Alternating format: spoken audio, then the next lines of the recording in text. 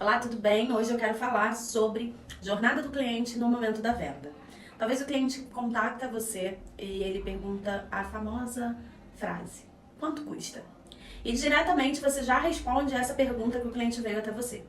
O momento de uma venda, ela ainda está sendo aquecida. Por mais que essa pessoa tenha contactado você, que ela tenha vindo até você e aí ela já se torna um pouco mais qualificada porque algo despertou interesse para ela estar falando com você, mas ela ainda não está completamente convencida que vai comprar com você. Ela te chamar não significa que ela vai comprar literalmente com você. E é sua tarefa, é sua responsabilidade fazer esse momento acontecer. Como que fazemos isso? Conhecendo muito bem a dor do nosso cliente e qual é a solução que o nosso produto traz. Quando eu conheço muito bem esses dois objetivos, eu consigo construir uma jornada com esse cliente. Então, eu sei que ele vai me perguntar quanto custa e eu vou agradecer a ele pelo contato. Vou dizer que eu estou feliz em receber o contato dele e que muito me alegra isso. Vou me apresentar, dizer com quem ele está falando, com o meu nome, e vou perguntar com quem eu estou falando. Dessa forma, eu consigo começar a quebrar a primeira barreira, trazendo uma questão de relacionamento, porque toda pessoa tem uma ligação profunda com o seu nome. Dessa forma também eu mostro pra ele que não é só mais um, por mais que ele ainda não esteja entendendo isso. Talvez você vai enfrentar aquele cliente que ainda continua na insistência, só quer saber o preço. E aí você novamente vai trazer uma solução. Se você conhece bem o seu produto, você consegue tirar um gatilho da dor que ele tem e tocar literalmente na ferida. E dessa forma, você já começa a interagir ele dentro de algum tipo de assunto. Você começa a criar uma jornada. Então não tem mais um diálogo onde ele pergunta e você responde. Mas você começa a fazer as perguntas para que ele responda. Porque até então, você precisa se alimentar de algum tipo de informação para entender o que ele está procurando. E se você conseguir fazer isso com maestria, você vai ligar um gatilho onde ele não vai mais parar de ouvir. E aí agora é o momento de trocar, onde você só escuta e ele fala. Durante toda a fala dele, você vai perceber gatilhos que vão levar a te darem conclusões necessárias e ferramentas, poder de convencimento, para fazer ele entender que precisa do seu produto ou serviço. E aí sim, você começa a levar ele para um caminho de venda, literalmente. A venda ela só começa a acontecer quando você sabe claramente o que o seu cliente está procurando. Eu identifico como eu posso solucionar esse problema que ele veio buscar e ofereço a ele dessa forma, trazendo conclusões, seja testemunhos, seja avaliações públicas, seja as provas sociais que eu tiver, seja o meu convencimento por conhecimento demonstrando autoridade, seja com gatilhos de escassez e urgência. Eu vou começar a vender para ele sem que ele perceba, dizendo por que ele precisa desse produto naquele momento. E talvez o seu tipo de serviço ou produto seja necessário você conhecer um pouco a fundo com quem você está falando, para saber quais gatilhos que você vai usar para esse momento da venda. Exemplo, eu fui compradora durante 10 anos da minha vida profissional. Eu adquiri uma resistência muito grande de ser convencida por gatilhos de venda. Porque a primeira coisa que todo bom comprador faz é estudar a venda. Ele primeiro estuda como é a venda, principalmente quando a gente vai para uma negociação, que ela envolve um valor monetário muito poderoso, né, muito forte. A gente está falando de investimentos aí acima de 1 milhão, como eu já tive a oportunidade de negociar. Eu preciso entender o mercado daquele meu fornecedor, entender como que ele usa, as formas que ele usa para me convencer. Então eu acabei adquirindo essa resistência de ser convencida. Eu literalmente compro porque eu quero comprar. Eu decidi já comprar muito antes do que você vai me dizer.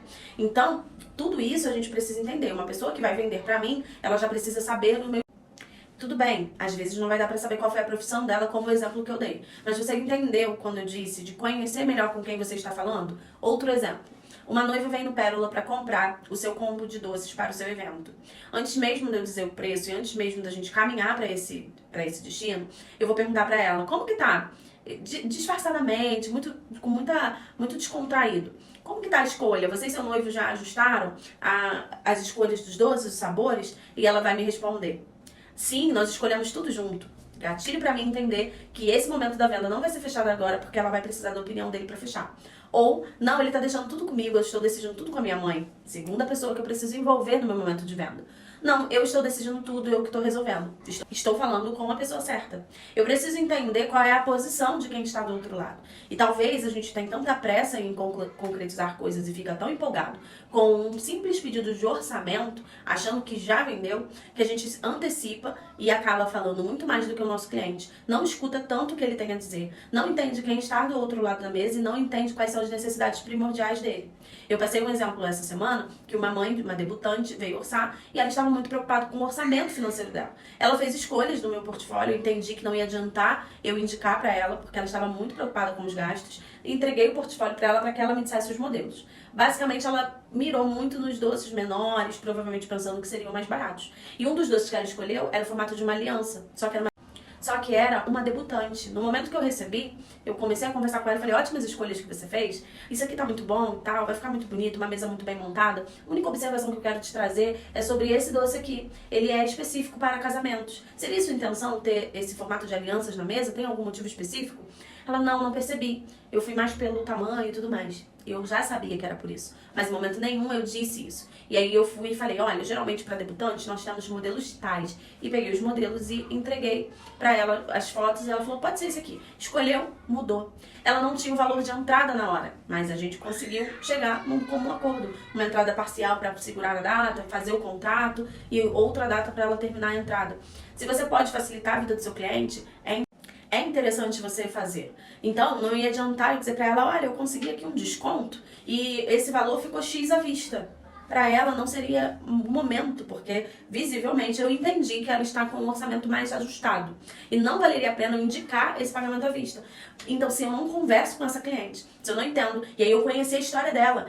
Eu não consegui fazer a festa de 15 anos das minhas outras duas filhas, mas eu tô conseguindo fazer dessa minha filha. Então, eu já entendi que a dificuldade é sonho. Se eu puder contribuir, eu vou contribuir. Então, tudo isso eu estou trazendo como exemplo para que você comece a fazer mais perguntas ao seu cliente. E chegue um momento onde ele vai falar, para você conseguir entender qual é a necessidade dele. E trazer a solução que você tem com o seu produto. E convencer ele que precisa de você. E solucionar o problema dele. Hoje eu quero te dar uma tarefa. Que você consiga descrever qual é o problema que você resolve. Qual é a dor principal do seu cliente que você tem. E qual é a solução que você traz com o seu produto. Qual é a dor que ele sente, qual é a solução que você traz. Encaixa isso e cria uma jornada do cliente. Quando o cliente der oi, boa tarde, quanto custa? Qual é a sua próxima fala? Quais são os gatilhos que você vai trazer para expressar autoridade sobre o tema? Principalmente, quais são as perguntas que você vai fazer para despertar nele, te contar qual é a dor principal que ele nem sabe que tem dentro da conversa que você está tendo lá no WhatsApp com ele. Vamos fazer essa experiência? Me conta depois o resultado.